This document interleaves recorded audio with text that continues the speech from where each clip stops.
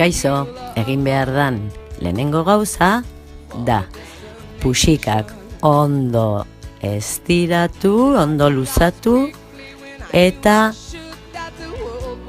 puzkailuarekin guztiz bete.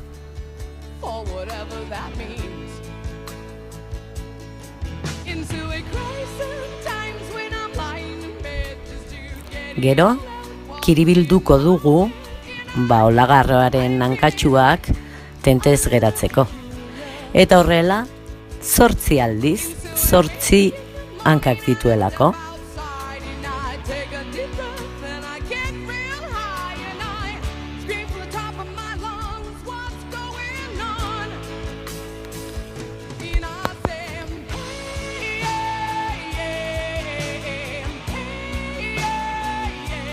Hurrengo pausua da,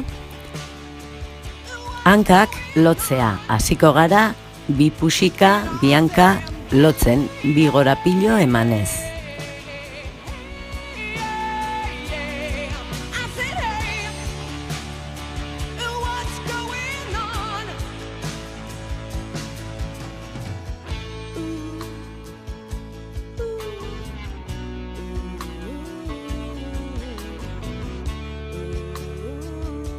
Hanka guztiak lotzeko unea iritsi da. Lehenengo hasiko gara 2 eta 2, justo gorapiloak dauden tokitik lotzen.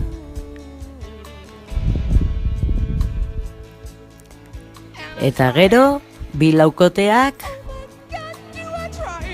8 bat bilakatzen, beti elkartuz erditik, gorapiloa dagoen tokitik. Orain buru egingo dugu. Hartu puxika handia eta egin putz bete arte.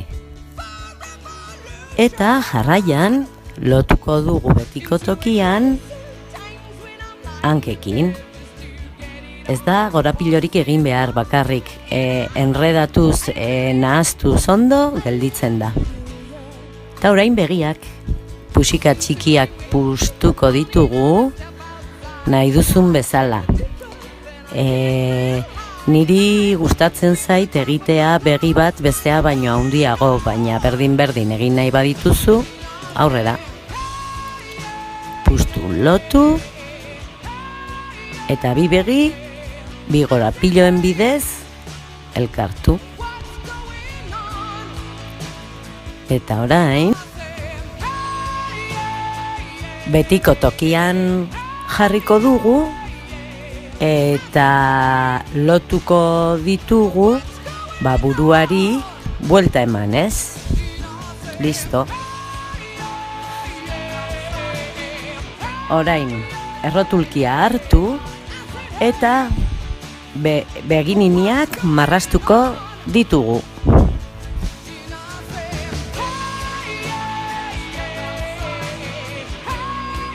Eta listo.